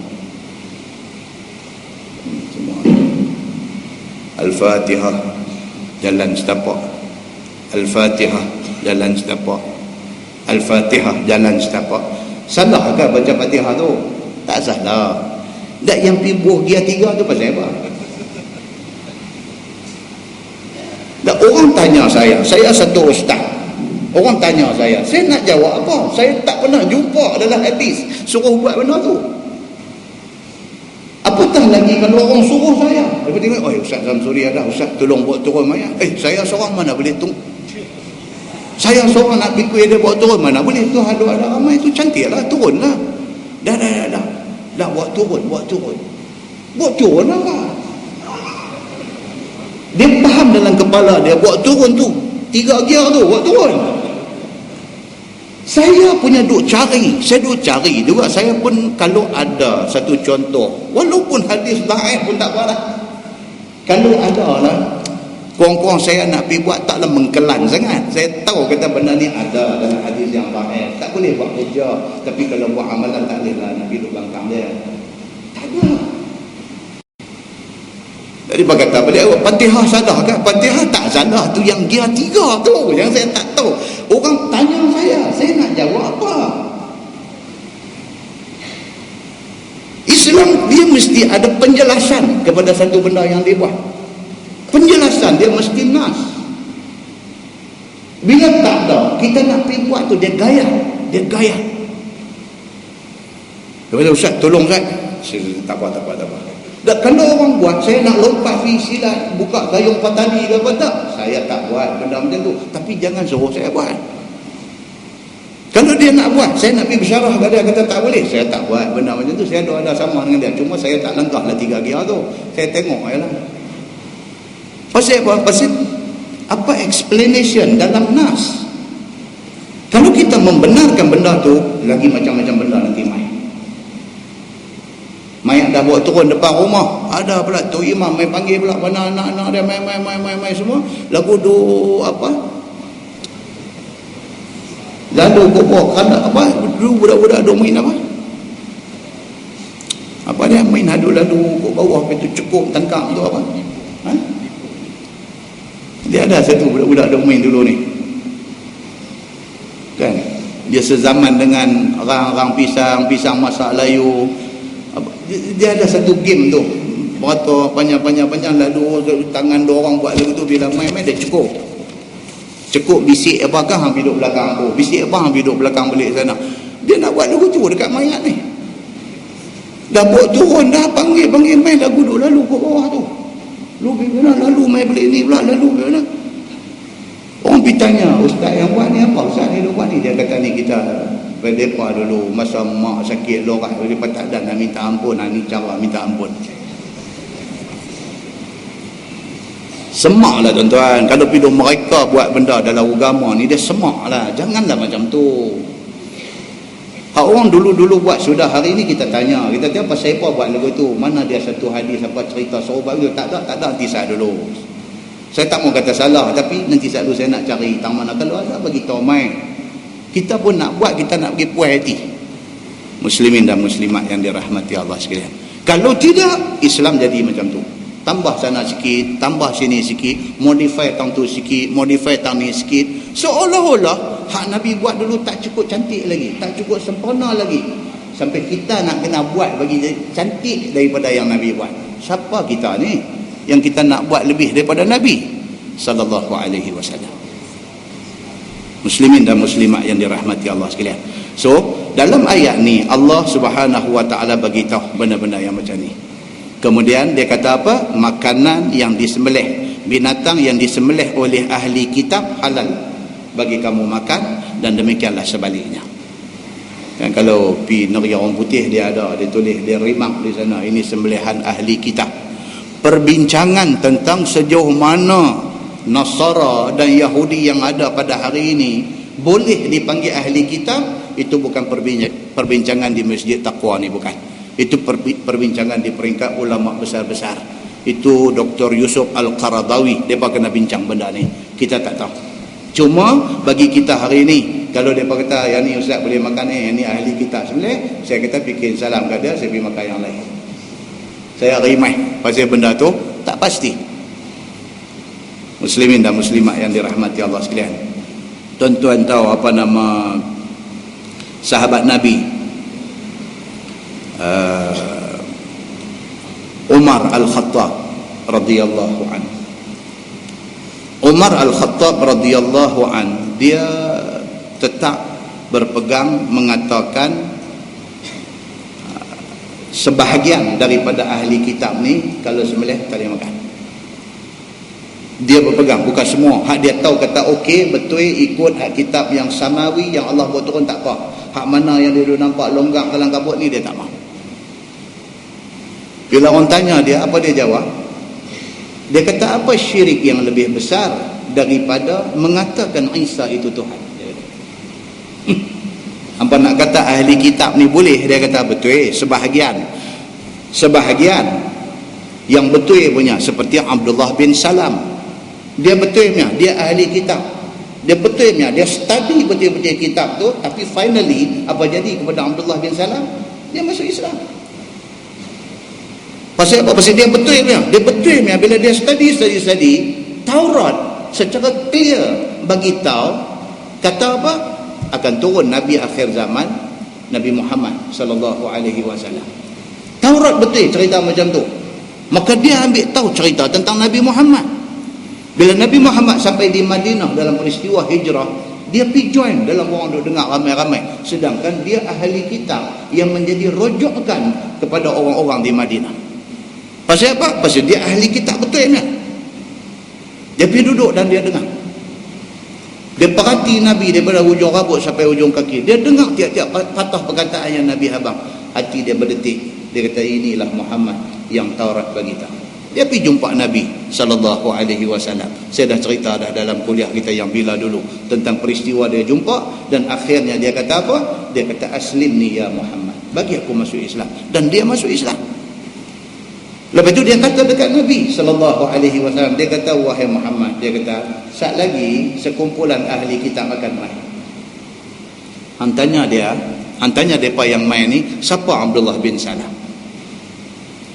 Mereka tak akan komen buruk, melainkan mereka akan kata Abdullah bin Salam ni kira terbaik punya manusia. Tapi bila aku keluar main, aku beritahu dekat mereka kata aku masuk Islam, tak ada beralih belakang, mereka akan condemn aku habis-habisan.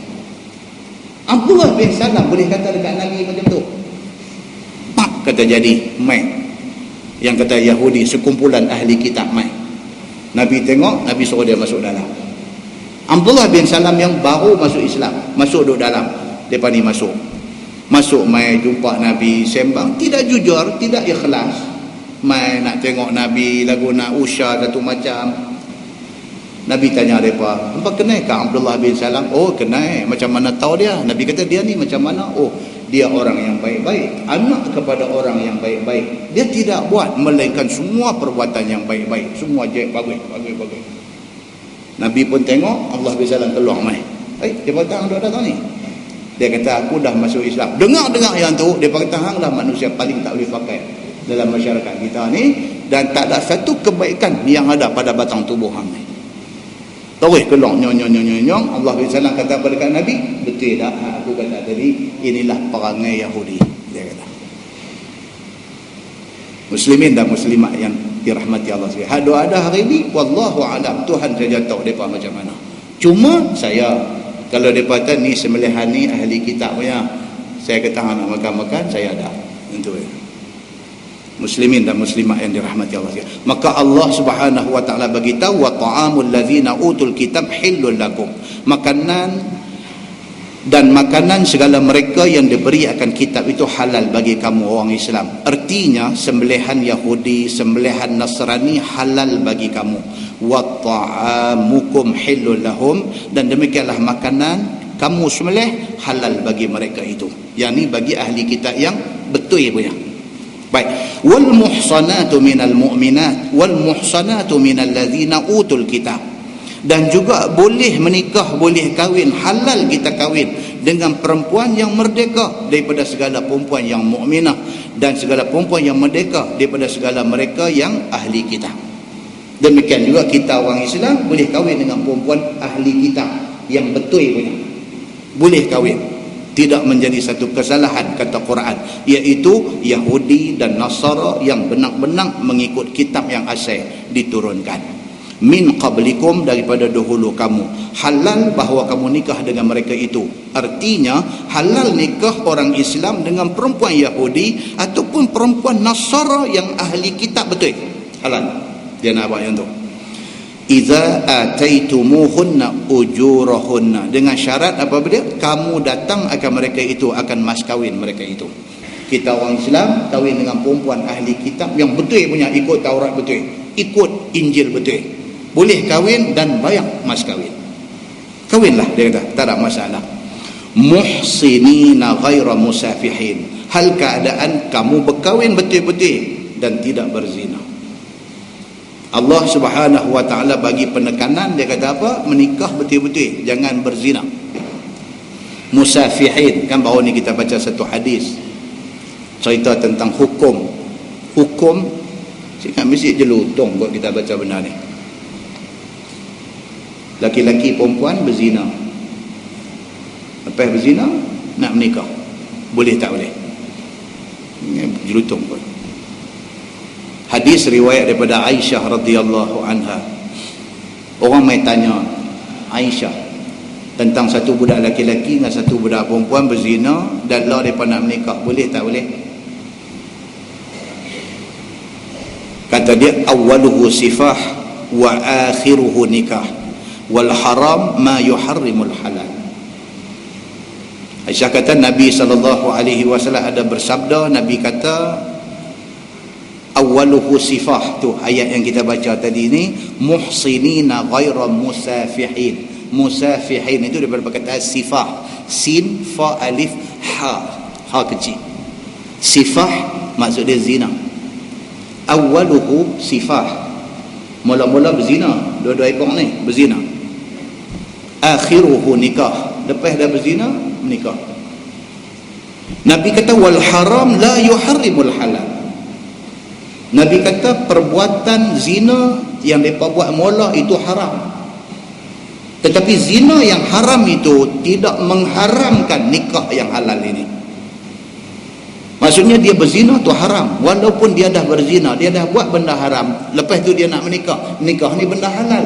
Walaupun dia dah buat benda haram, dia nak buat benda halal, benda haram itu tidak menghalang dia daripada buat benda yang halal, nikah ni. Maksudnya apa? Kalau pasangan ini dah berzina, mereka nak menikah, bagi menikah, tidak menjadi satu kesalahan. Dan itulah yang dipegang oleh Imam Asy-Syafi'i rahimahullahu ta'ala, begitu. So Allah kata dalam ayat surah Al-Ma'idah yang kita baca ni, ayat 5 ni, muhsinina ghaira musafihin, maka kamu boleh kahwin, tak ada jadi masalah, dengan syarat tidak berzina. Wala muttakhizi akhdan, dan tidak ambil buat gundik. Allah kata menikah elok-elok, tak mau piduk buat perempuan simpanan, piduk bela, piduk apa, tak mau macam tu. Ini kerja kotong, ini kerja berdosa, ini kerja haram, ini kerja tidak gugur dengan ambil ayat semaya. Pasal apa? Pasal ini dosa besar. Dia duk salah faham pula, tak apa, ambil semayang kakak dia jatuh habis. Dah. Ini dosa besar. Dosa besar, dia tak gugur dengan ambil ayat semayang. Baik, firman Allah Subhanahu wa taala, "Wa may yakfur bil iman faqad habita 'amaluh." Siapa yang kufur, yakni murtad daripada iman, maka sesungguhnya telah batal amalannya yang saleh-saleh itu. Sayang tuan-tuan, daripada beranak dalam keluarga Islam, mak Islam, ayah Islam, ayah mak hantar pergi mengaji di tadika Islam, masuk sekolah belajar pendidikan Islam, petang pergi mengaji tambahan ilmu-ilmu Islam, boleh baca Quran, baca sedap pula lagi dan sebagainya. Habis sekolah rendah pergi masuk Al-Mashhur, pergi masuk Al-Irsyad, pergi masuk Maktab Mahmud, pergi masuk Al-Mashhur Sungai Batu, pergi masuk sekolah agama dan sebagainya. Lepas SPM, kerana satu boyfriend yang bukan Islam, dia tinggal Islam, ikut boyfriend tu. Quran kata apa? Faqad habita amaluh. Hak daripada awal buat amalan elok-elok kerana murtad tu, dia cancel habis semua. Dia cancel habis semua. Habita ni maksudnya sia-sia habis, erase. Dia delete habis segala apa yang dibuat kebaikan sebelum daripada itu. Muslimin dan muslimat yang dirahmati Allah sekalian, itu sebab gejala murtad ni sangat besar. Sangat besar. Kalau ada pihak kes kalimah Allah ni dengan niat yang serong, tuan-tuan boleh kontrol ke kata dia tak berniat serong? Boleh kontrol? Tak boleh kontrol tuan-tuan. Bagi kebenaran aja macam kita tahan tengkok bagilah. Tak ada apa lah. Nak kontrol apa? Muslimin dan muslimat yang dirahmati Allah sekalian. So jaga benda-benda macam ni. Kita kata kita tak apa, pasal kita duk main masjid. Kita kata kita tak apa, pasal kita reti agama. Tuan-tuan boleh bagi garanti anak-anak tuan-tuan. Boleh bagi garanti cucu-cucu tuan-tuan. Apa dia reti tentang agama ni? Dengan kefahaman dia yang rapuh ni. Bila main di depan dia kekeliruan yang macam ni, 1000 kemungkinan boleh jadi. Kita tak boleh kata, apa ni teruk sangat ke iman budak-budak kita hari ni? Jangan cakap macam tu. Takut disuruh satu hari kena ke cucu hang hantuk kepala pergi ke dinding. Muslimin dan muslimat yang dirahmati Allah sekalian. Islam dia ada satu kaedah. Dia kata sadduz zara'i'. Sadduz zara'i' maksudnya sebarang lubang-lubang yang boleh membawa kepada kerosakan, palang. Jangan bagi ada satu ruang untuk kita korbankan agama kita. Muslimin dan muslimat yang dirahmati Allah sekalian. Firman Allah Subhanahu wa taala, "Wa huwa fil akhirati minal khasirin." Orang yang murtad ini hari akhirat merupakan orang hak paling rugi. Kerana dia tinggal Islam, hari akhirat esok menyesal ni tak tahu nak apa. Atas dunia tinggal Islam pasal boyfriend, atas dunia tinggal Islam pasal tak tahu. Hari akhirat esok, di mahsyar esok, bila dia tengok orang Islam ni pakat duk berbondong-bondong pergi ke syurga, sedangkan dia ditahan di sana dan nak dibawa ke neraka, menyesal dia pada masa tu tak tahu nak apa. Aku ni dah ditakdirkan Allah beranak daripada perut mak Islam. Aku ni dah pun ditakdirkan Allah Subhanahu wa ta'ala kecil-kecil reti baca Quran. Awaklah kerana satu boyfriend ni, awaklah kerana ni aku boleh tinggal Islam aku boleh pilih jalan sesat macam ni. Akibat dia apa dia tuan-tuan? Masuk neraka khalidina fiha abada, kekal dia di dalam neraka selama-lama. Wal iyazu billahi min zalik. Tak tahu figure betul tak betul. Dia kata di Indonesia yang asal Islam, kemudiannya jemerang di agama lain, sudah berjumlah 2 juta orang di Indonesia. Asal Islam, mak Islam, ayah Islam, oleh kerana undang-undang negara dia membenarkan. Tonton tengok di Indonesia. Tengok di Indonesia, laki Kristian, bini Muslim, kahwin. Kalau nak kahwin, anak keluar mai esok, pilih dia mau yang mana. Undang-undang membenarkan. Apa jadi kalau betul figure ni 2 juta orang yang lahir daripada keluarga Islam, sama ada dua-dua mak bapa Islam atau pak Islam ataupun mak Islam, kemudiannya pilih agama lain daripada Islam, sudah berjumlah 2 juta orang. Wal'ayazubillah. Minta Allah jauh malapetaka tu daripada kena ke kita di sini. Na'udzubillah tuan-tuan. Cakap lagi derai duk sokong benda ni, takut esok dia lipat mai keluarga kita kena, cari tiang yang paling kerat dia hentuk kepala. Takat anak kita, insya-Allah kita boleh jaga cucu kita. Takat anak kita, insya-Allah kita boleh jaga. Anak kita nak pergi nikah dengan siapa? Itu luar kawalan. Luar kawalan. Dia pilih satu boyfriend, satu suami, dia pilih satu girlfriend, satu isteri yang macam mana ke? Habis ni hak kita bagi daripada kecil ni, laki dia buat. Nabi SAW kata apa? Al-mar'ah ala dini khalili. Satu perempuan, dia ikut agama kekasih hati dia, suami dia. Mai generasi anak mereka, cucu kita, bukan orang lain, cucu kita. Kita boleh tengok kat jauh ya.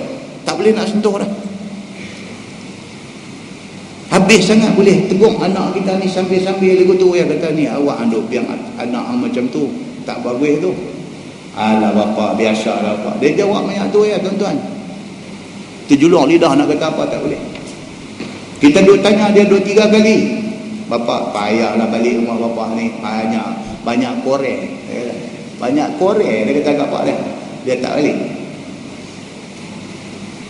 Kita ni duk ingat cucu ni nampak duk nak jadi pelik, kita pergi di rumah dia, depa tunjuk tak welcome kita. Habis lah. Kita orang tua-tua pergi rumah anak menantu tunjuk muka satu macamnya sembek kat kita. Kita boleh duduk rumah dia, duduk cadang nak duduk 2 malam. Hari tu juga balik. Anak kita boleh cakap kuat lagi, boleh lagi. Cucu dah tak boleh kontrol tuan-tuan.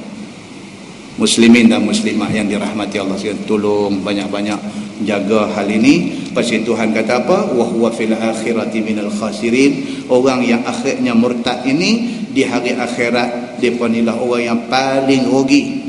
Apabila mati mereka itu atas murtad, dan jika kembali mereka Islam, kena qada masa mereka murtad itu, segala amalan kena qada balik.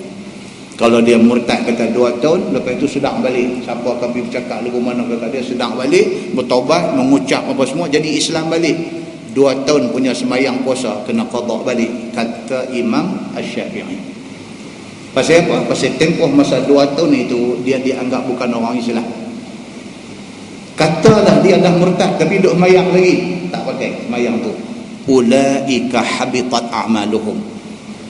Mereka itu sia-sialah amalan mereka. Nah, baik, dia kata apa?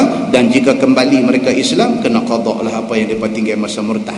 Tiada qada amalan yang dahulu daripada tu, tetapi tiada pahala. Wallahu a'lam. Lepas ni insya-Allah kita masuk hukum wuduk. Tak ada baca ni, cerita wuduk ni tak ada baca. Mukadimah baca dah, ada baca mana ni. Yang akan datang dia akan mai hukum wuduk. Dia akan cerita ambil ayat semayang ini apa hukum dia. Cuma tuan-tuan, Nabi SAW menjadi kebiasaan. Nabi SAW menjadi kebiasaan dia ambil ayat semayang tiap waktu semayang. Nabi punya kebiasaan 5 waktu semayang, 5 waktu Nabi akan ambil ayat semayang. Bukan ayat semayang batal, tapi Nabi renew. Sehinggalah pada hari pembukaan kota Mekah. Pembukaan kota Mekah, Nabi daripada Madinah mai ke Mekah, masuk pembukaan kota Mekah. Hari itu Nabi semayang 5 waktu semayang dengan satu wuduk. Umar Al-Khattab dia tegur Nabi, dia kata, ya Rasulullah, pada pemerhatian saya, Tuan sudah buat satu benda yang Tuan tak biasa buat. Dia kata, kebiasaan Tuan masuk waktu semayang ambil air semayang, masuk waktu semayang, walhal wuduk masih ada, tapi Nabi renew. Tapi ni pasal apa ni? Hari pembukaan kota Mekah ni Nabi semayang 5 waktu dengan satu wuduk saja. Nabi SAW jawab, dia kata, amdan sana'tuhu ya Umar. Dia kata, saja aku buat lagu tu. Saja, amdan maksud sengaja aku buat lagu tu. Pasal apa? Pasal nak beritahu, kata boleh kalau satu wuduk guna untuk beberapa semayang, boleh. Cuma kebiasaan Nabi dia akan renew tiap-tiap waktu semayang, dia ambil ayat semayang lagi sekali. Yang tu kita nanti baca detail insya-Allah pada bulan depan. Nah, insya-Allah kita tangguh dengan tasbih kafarah dan suratul As. Subhanakallahumma wa bihamdika asyhadu an la ilaha illa anta astaghfiruka. Bismillahirrahmanirrahim. Wal 'ashr innal insana lafi khusr illa allazina amanu wa 'amilus shalihat wa tawasaw bil haqq wa tawasaw. Allahumma salli ala Muhammadin fil awwalin wal akhirin wa sallim wa radiyallahu tabaraka wa ta'ala an sadatina ashabi sayyidina Rasulillah ajma'in. Bismillahirrahmanirrahim. Alhamdulillahi rabbil alamin hamdan yuwafi ni'amahu wa yukafi'u mazidah. Ya Rabbana lakal hamdu kama yanbaghi li jalali wajhikal karim wa 'azimi sultanik. Radina billahi rabba wa bil islami dina wa bi Muhammadin nabiyyan wa rasula. Allahumma iftah alaina futuhal 'arifin warzuqna fahman nabiyyin بجاه خاتم المرسلين. اللهم فقهنا في الدين وعلمنا التأويل واهدنا صراطك المستقيم. اللهم أرنا الحق حقا وارزقنا اتباعه وأرنا الباطل باطلا وارزقنا اجتنابه. اللهم اجعل جمعنا جمعا مرحوما وتفرقنا من بعده تفرقا معصوما. وصلى الله على محمد وعلى آله وصحبه وسلم والحمد لله رب العالمين. السلام عليكم.